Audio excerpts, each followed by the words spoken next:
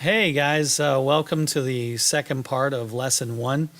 You should right now have viewed the METARs and TAFs and weather coding video that was at the very beginning of this lesson. And you should have gone out and read some of that text information that you were given, because that really is going to give you all the full information you need to get really started with weather coding. But hopefully by now you're there and you understand most of that, so we can get started with some definitions and other details that you're going to need so that when you're taking the test, you understand the words and the concepts that are being used.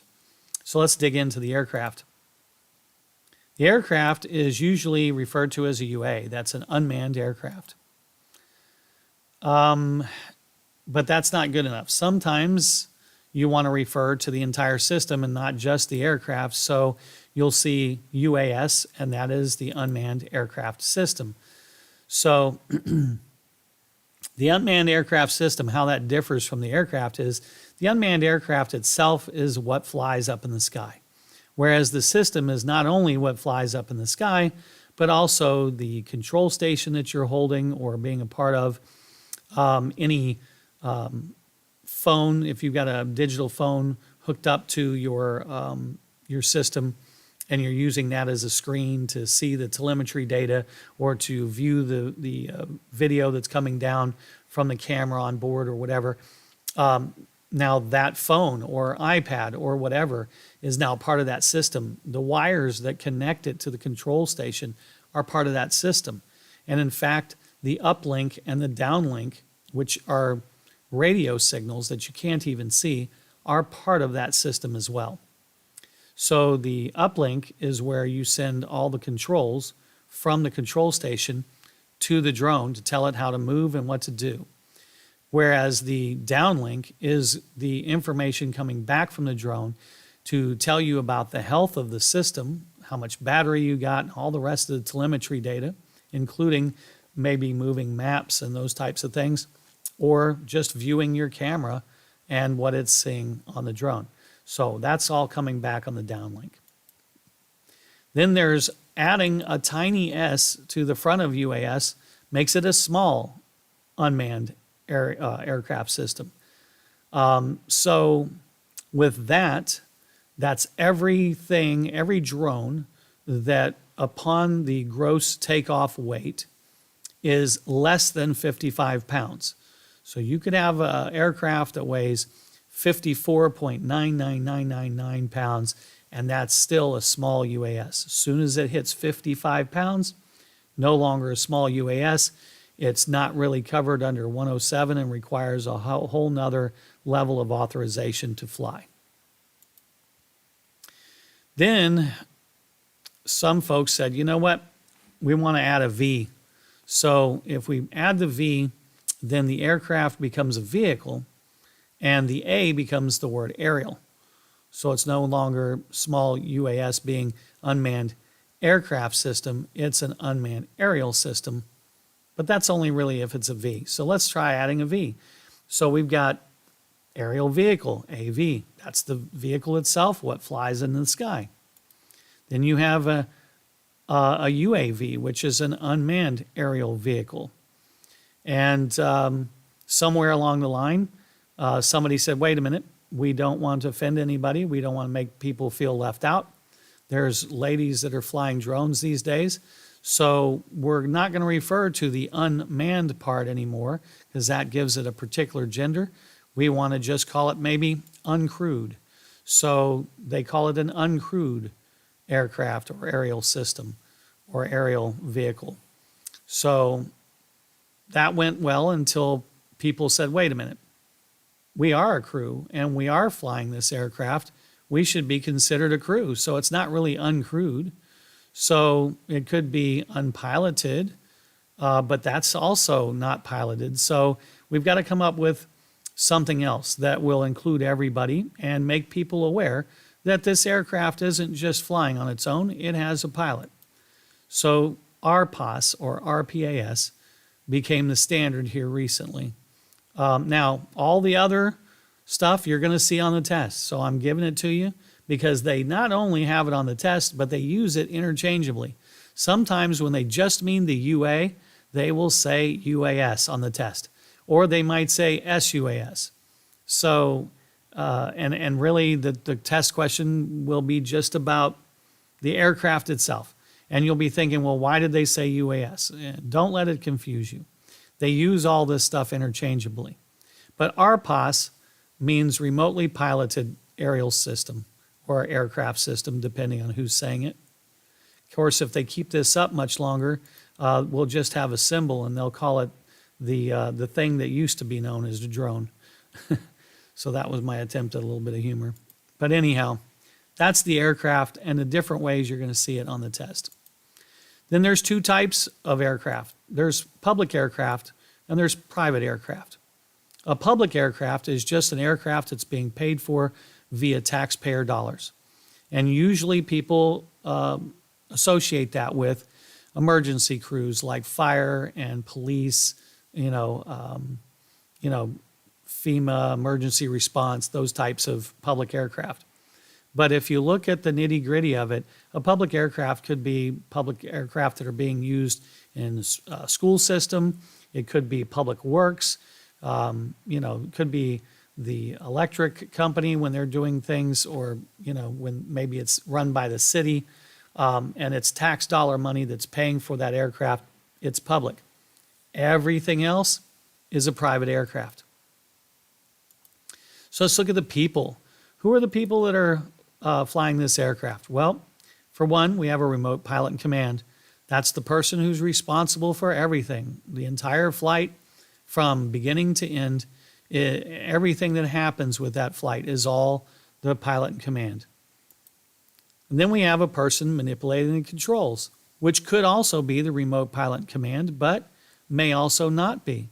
So you could literally have a pilot in command and a person that's actually flying the aircraft, so long as the remote pilot in command and the person manipulating the controls are either close enough together where the remote pilot in command could grab a hold of the control system and take control of the aircraft, or that the remote pilot in command has a buddy box system where they can push a button and take control with their box or their control station away from the person that was manipulating controls originally.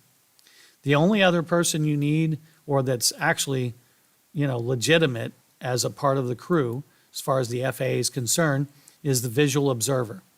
So visual observer's job is only to make sure to aid the remote pilot in command in keeping tabs of that aircraft. Where is it located? Where is it moving to, and such.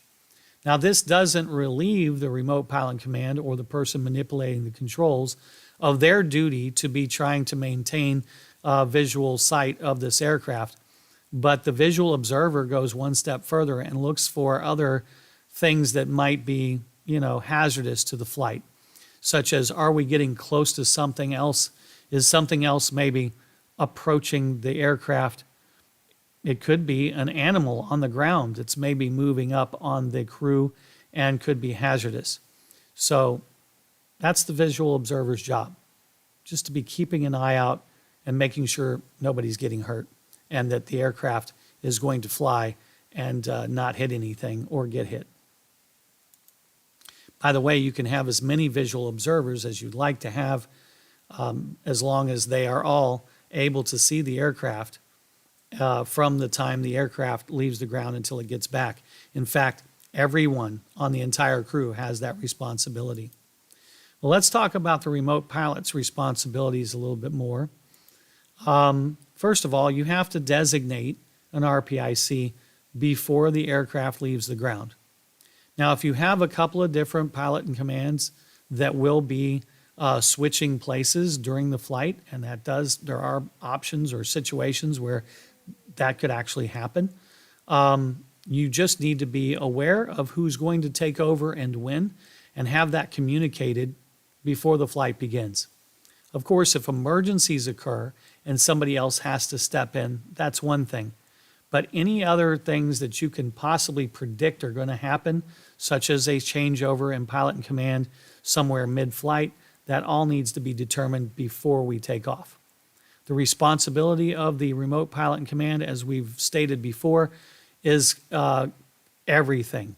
Everything that goes right and everything that goes wrong with that flight is all going to be attributed to the pilot in command. For eligibility and certification, you have to be able to be 16 years of age. You have to read, write, speak, and understand the English language. You have to at least be a resident of the United States. You have to be in good mental and medical condition, so physical health. You have to be able to fly an aircraft. And you have to undergo a background check through the FAA. If you've done all of that, then you have the right to be you have the right to go take the test at that point.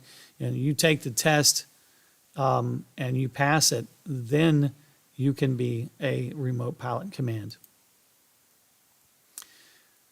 Part of the responsibilities are that the FAA deems you shall not fly an aircraft in any manner that creates undue hazards.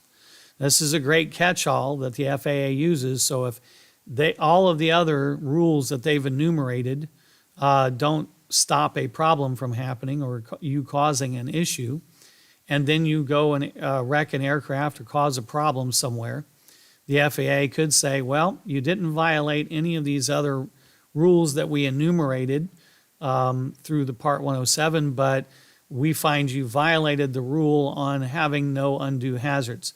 So it is a very broad stroke of a brush that can be painted onto anything. So it's probably one of the most important things you need to know as a remote pilot command that you're responsible for is making sure you're not flying with undue hazards.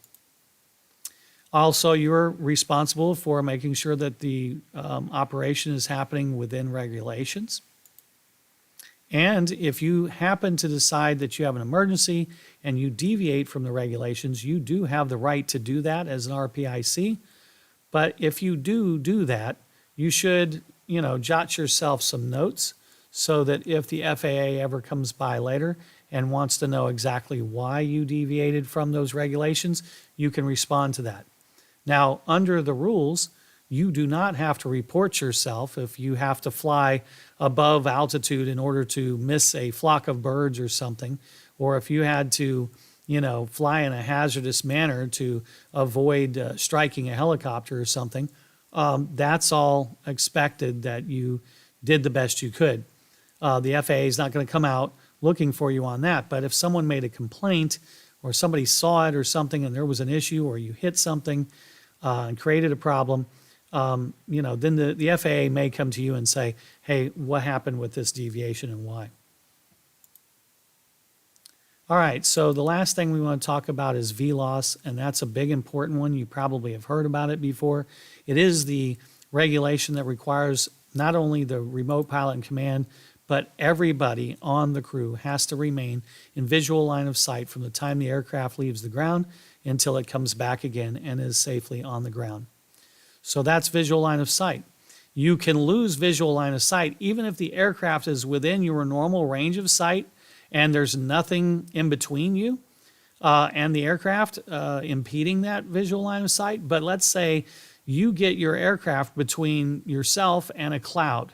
And let's say you're flying a white aircraft and you lose the ability to tell which way that aircraft is going, how high it is, or how fast it is moving, then you are considered out of line of sight. If you can't tell those three things, then you no longer have visual line of sight as far as the FAA is concerned.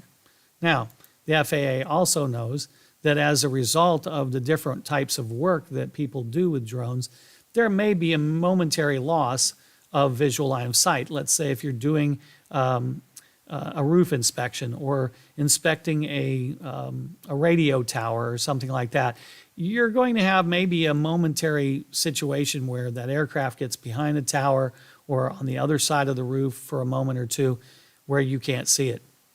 As long as you're, using a prudent measure of, what is reasonable and nothing goes wrong, then that's okay. But the FAA does not want to give you an amount of time and will not, in the regulations, tell you how long of a momentary lapse is okay. So that's up to you to determine as the pilot in command. And 99.9% of the time, it may not cause a problem. But if it does, they may be looking into how long you exactly lost line of sight. And then that's when that word momentary is going to suddenly get a definition from the FAA. Corrective lenses, to know what corrective lenses are on the test, you need to know that that's just your glasses or your contacts.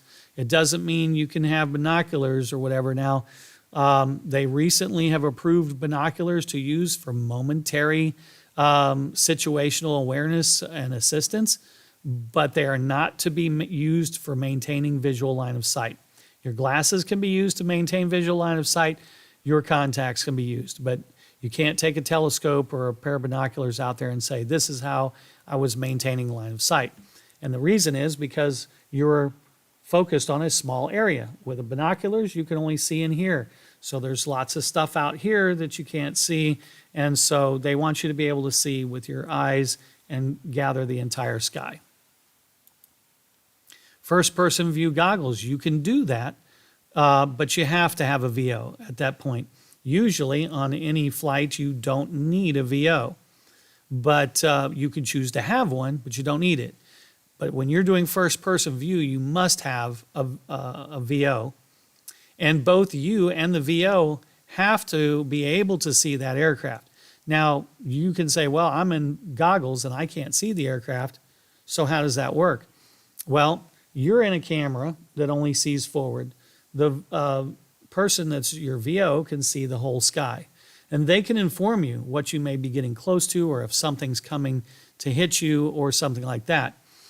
But if they say, oh my God, watch out, you have to be able to take your goggles off and have the situational awareness to know where that aircraft should be seen in the sky. And you have to be able to make initial or immediate contact between your eyes and that aircraft. You have to be able to see it. So just because you're in first person view and you have a VO and they can see it, let's say at a certain distance, if you also can't see that aircraft, if you were to take off your first person view goggles, then it's not within regulation. And that sets you up with some important definitions and details that you need to get started with your movement towards this test. So, happy studying, keep on with that weather stuff, and now add this to your repertoire of information that you want to study. I'll see you at the next video.